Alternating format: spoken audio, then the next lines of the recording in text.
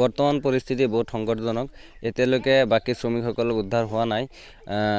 আমি গম পাইছোঁ ছাইদুল ইছলাম নামৰ শ্ৰমিকজন আমাৰ গাঁৱৰে তাত কাম কৰিবলৈ গৈছিল আৰু যেতিয়া নেকি তেনেকুৱা অৱস্থা হৈছিল সি কোনোমতে নিজৰ প্ৰাণ ৰক্ষা কৰি ওপৰলৈ উঠি আহে আৰু আমাক ফোনযোগে জনাইছে যে বাকী শ্ৰমিকসকল তাত আবদ্ধ হৈ আছে বুলি। ছাইদুৰ হুছেইনে ফোন কৰিছিল? হয়, ছাইদুৰ হুছেইন। কিমান দিন আগত গৈছিলে? প্ৰায় 6 পৰা 7 দিন আগত গৈছিল। এইটো ঘৰ মুস্তফা চেকৰ?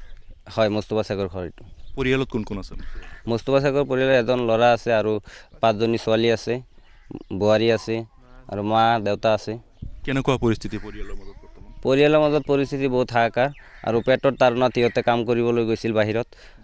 মই চৰকাৰক এটা আহ্বান জনাম যে যিহেতু সিহঁতৰ খবৰ আমি অলৰেডি পাইছোঁ, মৃত্যু বুলি পাইছোঁ, তো চৰকাৰক মই এইটোৱে আহ্বান জনাম যে সিহঁতৰ পৰিয়ালৰ চলা ফিৰাৰ বাবে চৰকাৰে যদি কিবা ক্ষতিপূৰণ দিয়ে সেইবাবে আমি আহ্বান জনাইছোঁ চৰকাৰক। আমিতো গম পাইছোঁ যে সেইটো মানে কাম কৰিবলৈ গৈছিল, মানে তাৰ মৃত্যু হৈছে বুলি মই গম পাইছোঁ। কিন্তু প্ৰশাসনে এতিয়ালৈকে জনোৱা নাই মৃত্যু হৈছে বুলি। কিমান দিন আগত গৈছিলে? সেই মুস্তফা গৈছিল যোৱা দেওবাৰে গৈছে, তাৰ পিছদিন মানে খবৰ আহিছিল সেই মৃত্যু হৈছে। কালি খবৰ হয়। কি বিচাৰে আপোনালোকে? আপোনালোকে বিচাৰোঁ যাতে চৰকাৰে যাতে কোনো সহায় কৰে, যাতে পৰিয়ালটো যাতে কেনেকৈ চলিব সেইটো কাৰণে যাতে চৰকাৰে কিবা সহায় যাতে। তাৰ মানে তাতে বহুত ভয়ংকৰ কাম, 300 ফুট তলত যাব লাগে। তাতে ময়ো গৈছিলোঁ, যাইখিনি 1 বছৰ আগত গৈছিলোঁ, যাই কাম কৰি আহিছোঁ। এতিয়া যাইখিনি তাতে এতিয়া মোক মাতিছিলে যাওঁতে, পিছত মই ক'লোঁ যে মই নাযাওঁ, এইটো কামত আৰু নাযাওঁ। সেইটো বিৰাট ভয়ংকৰ কাম সেইটো। পিছফালে আকৌ আৰু নগ'লেও সিহঁতে মোক সুধিখিনি গৈছে। সেইটোৱে আমি চৰকাৰৰ পৰা আহ্বান জনাওঁ। কি প্ৰচেছত কামবোৰ হৈ আচলতে?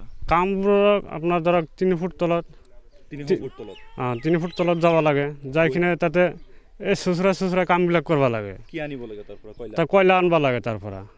পানী আছে নেকি? পানীয়ে আছে, বহুত বোকা চোকা ভাঙি চাঙি একদম গাড়ী চাড়ী টানিব লাগে তাতে আন্ধাৰৰ মাজত। কপালত লাইট বান্ধি যাব লাগে। সেইকাৰণে ভয়ত আমি কামটো নকৰোঁ আৰু। আমি খবৰটো পাইছোঁ তাতে পানী সোমাইছে জোলত মেঘালয়ত। এই উমৰাংচু সিহঁতে কাম কৰিব গৈছে।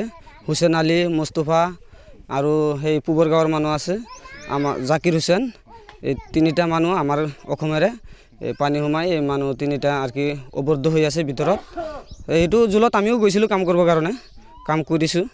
তো এতিয়া এনেকুৱা দুৰ্ঘটনা হৈছে আৰু তো এইটো আহ্বান জনাইছোঁ চৰকাৰৰ তাত অনুৰোধ যে আমাৰ লাজকেইটা লাগে।